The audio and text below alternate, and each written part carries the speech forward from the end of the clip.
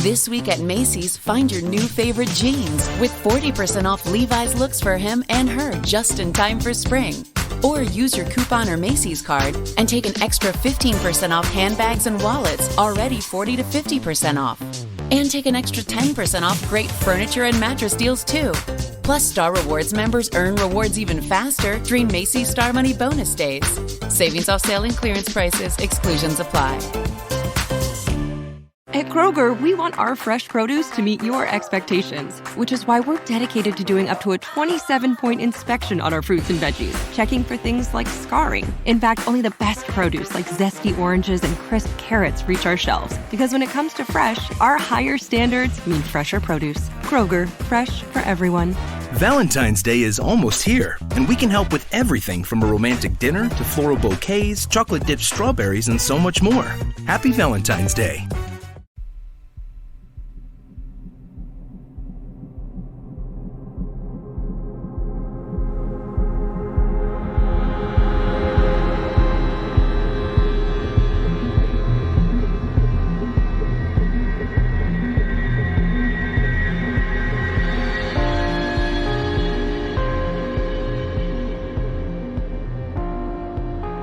Hello and welcome to 31 Days of Terror, day number 15.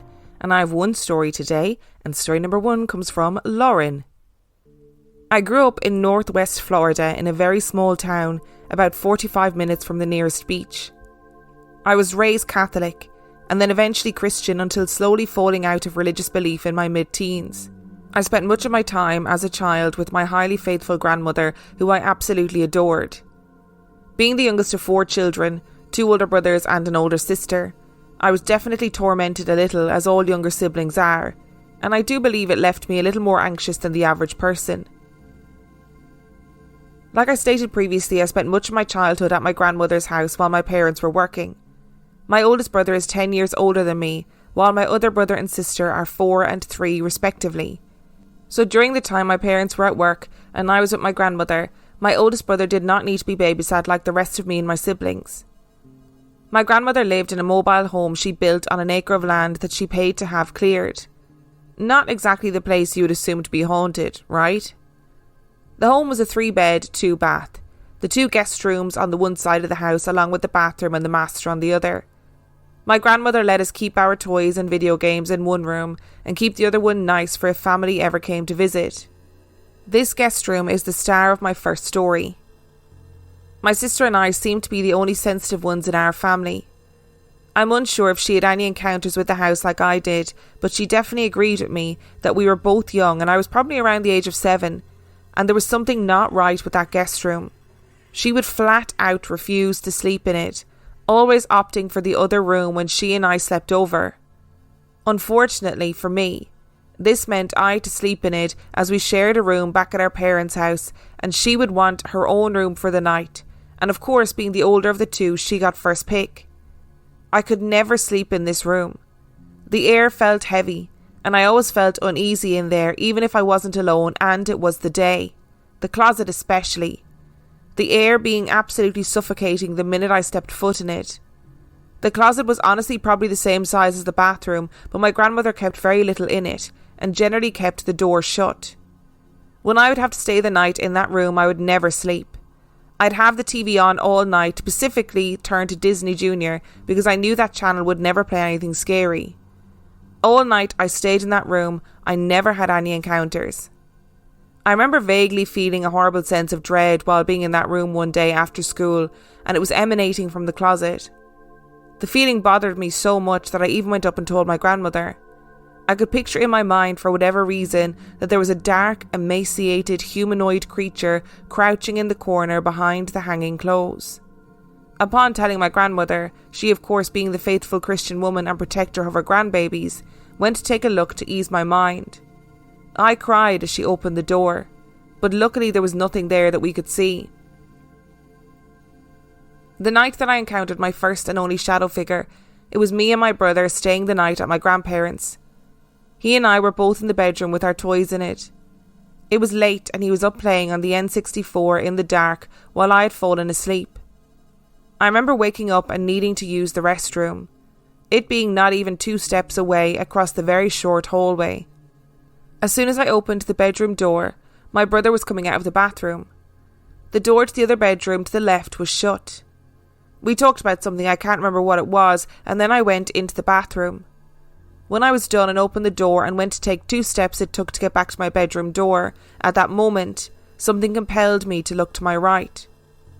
There in the doorway stood what looked like the shadow of a large man. The top of it reached the door frame. I stared at it for a few seconds before going into the bedroom where my brother was. I immediately told him what I saw. He said he hadn't seen anything a few minutes ago and went back to playing his game. I remember being alarmed by what I saw but not scared. My grandmother experienced a lot of tragedy in her life, losing 2 children, one at birth and one being shot when he was a young adult. I'm unsure of how old he was. And also losing a grandchild. My aunt's son was shot when he was around 12. All of this happened before even my siblings were a thought, and I think honestly before my parents ever met. Whenever I think back on seeing this figure, I always get the feeling that this was a family member. The ones I mentioned just making the most sense as to who it could possibly be, I guess. As I got into my teen years, I started experiencing sleep paralysis. The earliest I remember it happening was probably around 12 years old. I was in my bunk bed and remember opening my eyes. My vision was of me laying in my bed, but it looked as if there was a red filter on everything. I could feel a weight on my chest and could see a snake on me. I wanted to move and fling it off me, but I couldn't move. My bedroom wasn't far from the living room and I could still hear my parents in there watching TV. I screamed for my dad that there was a snake on me. He, of course, rushed into my room and I saw him from my out-of-body vantage point. As soon as I blinked, I was back in my body and the room was no longer red. I could move my body again and tried to push the snake off of me, but it wasn't there. I don't remember what happened after that, but I probably just went back to sleep. When I was 13, my parents took custody of my 4 young cousins. They were ages 5, 3, 2 and 1, and as you can imagine, this caused quite a bit of stress for my whole family. I've noticed that stress is what triggers my sleep paralysis, so my teenage years were full of it. When I was around 15, we had a bad case of bed bugs and unfortunately did not have the money to treat it professionally. Every day we would treat our house for them. After about a month into it, I started sleeping on the couch because I would get bit significantly less. This led my sister to start sleeping on an air mattress in the living room too. While I was asleep one night, I woke up but did not open my eyes. In fact, I couldn't. I couldn't move at all. In the corner of the room, I could feel it. In my mind, it looked like a poor quality alien from a bad movie. Big black bug eyes, a large oval head, short stature and silver skin. It was standing in the corner staring at me. That night my sister had gone out with her friends and was not home yet. I wanted to scream for my dad, but I couldn't. This couch was leather and I could feel my sweat pooling on the cushions. I, of course, was able to break free from my paralysis and screamed for my dad that there was something in the room. Just like always, he shot out of bed and came running. I couldn't stop crying and screaming, "In the corner, it's there, it's in the corner watching me." I was curled up on my knees, covering my head, inconsolable. All my parents could tell me was that there was nothing there and it was okay and to please stop screaming and calm down so I could elaborate. My sister came home while I was still screaming and helped calm me down. I had spent the day with her and her friends and my parents asked if I had done any drugs, which I hadn't. I didn't sleep the rest of the night, but my sister so sweetly moved her air mattress next to the couch for the next few nights. My junior year of high school, I went to homeschooling. At the time, I was the only one of my siblings who was living at home. My sister went to college 2 hours away, and my brother lived around 45 minutes away. Unfortunately, as my parents both worked overtime, I was generally in charge of all 4 of my cousins, so naturally I was very stressed. While I was homeschooled, my dad didn't want me to be left at home without a car in case there was an emergency, so I would drive him to work every morning.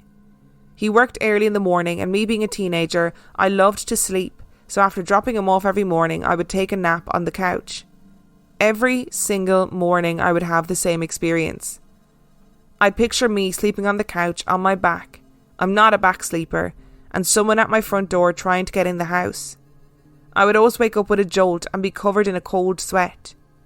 I do remember that these instances never affected me like my other instances of sleep paralysis, as I could carry on minutes later after waking up like nothing happened. Looking back, you'd think I'd learned my lesson and stopped napping in the same spot at the same time every day, knowing I would get such a bad dream. I've always been considered a cat lady when I was little, and always begged my parents to let us get a cat. My grandpa always told me that he'd get me a kitten when I graduated high school. I did end up getting a cat when I was around 7, but he still always told me the same thing. Sadly, he passed away from stage 4 lung cancer my first month of my senior year. Once the school year was nearing an end, my parents had put our house on the market as my mom had gotten a new job and had already moved for it. In order to make sure the house was presentable for showings, and because I'm lazy, I'd kept my bed made with my nice bedding and just slept on top of it with a throw blanket. Every night for about a week I would feel something sit on the edge of my bed.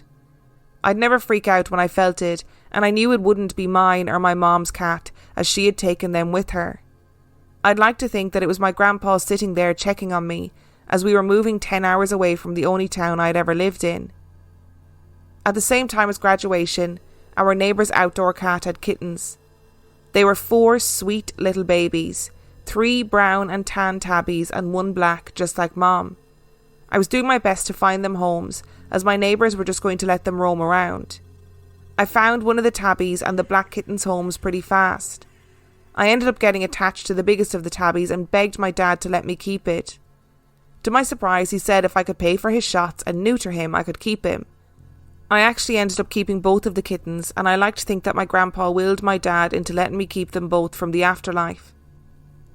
A few weeks after I graduated high school, we moved from Florida to South Carolina. We lived there for 4 years, and it mostly went fine in the supernatural sense.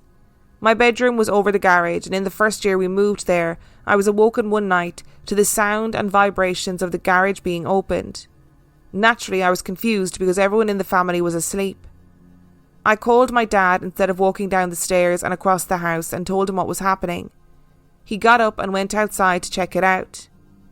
The garage closed before he got out there, but while he was looking around outside, it opened again.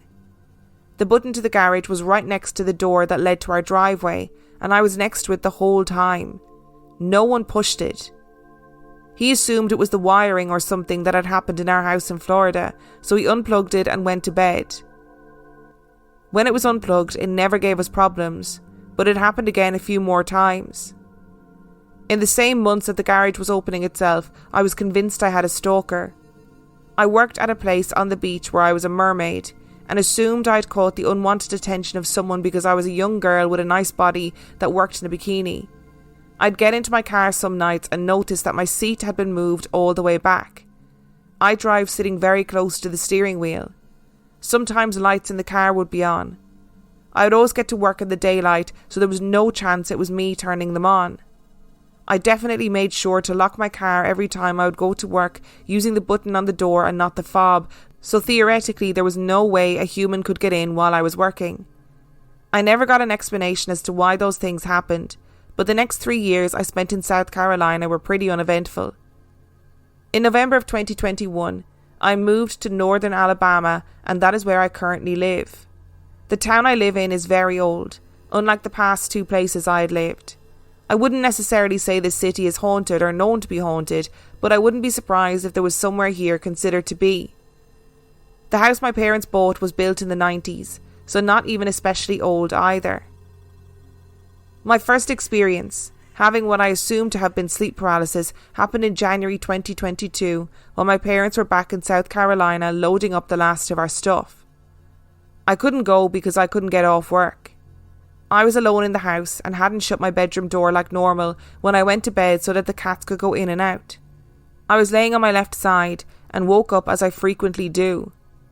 I could feel one of my cats laying at my feet in the bed, and I assumed it to be Tortellini based on his massive size, and he was generally the one to come and cuddle. Something about Tortellini that is relevant to this story is that he is absolutely terrified of strangers. The minute he hears someone's voice he doesn't recognise, he slinks down and runs and hides. Since we had just moved into the house, I didn't have curtains on my bedroom window, and the blinds cannot keep out the light of the street lamp in our driveway. This means at night I can see pretty decently in my room. I opened my eyes to roll over, and in that moment I saw what looked like a person covered in a sheet walk, more like glide, out my door. I quietly freaked out, thinking that a person was in my house, and I called 911 because I was home alone, and sure as hell I was not going to be the one to check if it was a person. I stayed still and whispered as I was on the phone, and the cops arrived shortly. I told them the code to the back door, and they were able to get into the house. It was at this time that I noticed that Tortellini hadn't jumped off my bed and was still sound asleep, so whatever I saw was probably a product of being half asleep. I still slept at my brother's house that night. It is now July, and I haven't had any issues in the past few months up until today. My reason for writing this is that my job consists of driving between designated grocery stores in my area and bringing the product inside and putting it on the shelves. This morning I had an issue with one of my stores and had to wait outside of it for around 20 minutes. In that time I opened the tab on the plastic lid to the coffee I'd made back at my distribution base. I don't make coffee often because I don't particularly care for the blend they provide us, and I don't know how to work the industrial maker. I drank about half of it this morning but didn't finish the rest because I didn't like it. I left the little tab open to the lid and went about the next few hours like normal. As I was leaving my second to last stop in this particular town, I could hear something rattling as I drove. I kept putting my hand on everything in the cup holder area to try and stop it. Even after putting my hand on everything in that area all at once, the noise still didn't stop. I put my hand on the coffee cup and could feel that the noise was coming from it. I was kind of confused as I had my hand on the cup and it was still rattling, and it was rattling decently hard. The road I was driving on was not bumpy at all, and I was only going around 25 miles an hour anyway. The cup was only half full or maybe even less. The only reason I could guess why it was rattling was that a bug had crawled in it while I was in my last store and was now drowning in the coffee. On par with my theory, the rattling slowed down and got less intense, and eventually stopped altogether while I still had my hand on the cup. Fully convinced that a bug had crawled into my cup and drowned, I pulled it out and set it on the ground once I got to my next stop. I totally could have just left the cup out on the curb, but I didn't want to litter, and I sure as heck wasn't going to keep a cup with a dead bug in my truck for the next 8 hours. So after mustering up some courage, I absolutely hate bugs. I kicked the cup over and watched the tiny opening as the coffee poured out to see if anything was in there. Nothing came out, but there was still coffee in the cup, so I popped the lid off with my shoe and tipped the rest out. There was nothing in the cup. I was so dumbfounded and still have no explanation as to what I could physically feel rattling around in my cup that morning. The day goes by and I got home in the afternoon. Nothing eventful happens, and I tell my parents about my day in the evening when they returned. They didn't have an explanation either. Maybe about an hour later, I'm laying in bed just winding down for the night.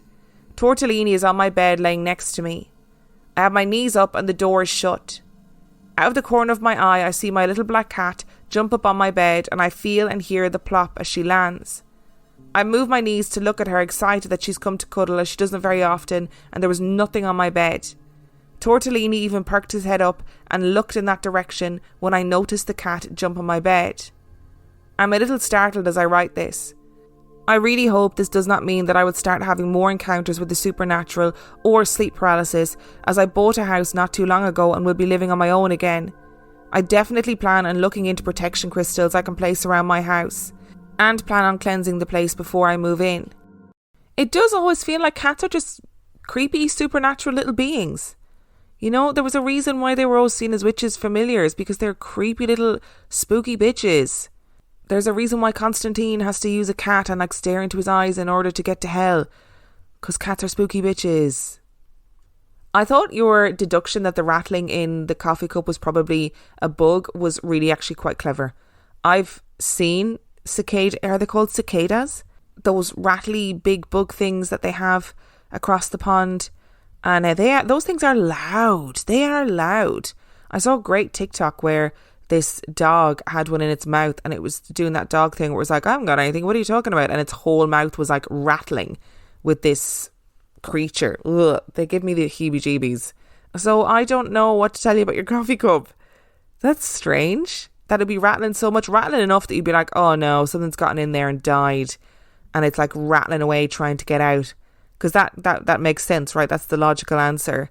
As a total aside, and going back to cats briefly, Tortellini is a great name for a cat. That is a great cat name. I love a cat with a great name. I love a cat with an unusual name. Tortellini, that's a good one. Your sleep paralysis story, by the way, about the alien is probably the most terrifying sleep paralysis story I've heard in a really long time. Like a really long time, because that alien sounded terrifying. I know you said it looked like something from, like a poor quality alien from a bad movie, but somehow that makes it worse. Somehow that makes it scarier. It reminds me of, was it Skinwalker Ranch, the aliens that were there? Ugh. Thank you so much for listening to today's episode. Thank you so much to Lauren for sending in your story. If you would like to send in your story, you can do so by emailing it to reallifeghoststoriespodcast@gmail.com. You can also check out the website reallifeghoststoriespodcast.com. If you are desperate for extra content, you can sign up to patreon.com/reallifeghoststories, where for $5 a month or $2 a month, you get access to heaps of extra content and every single main and mini episode completely ad-free. And on that note, I shall see you tomorrow.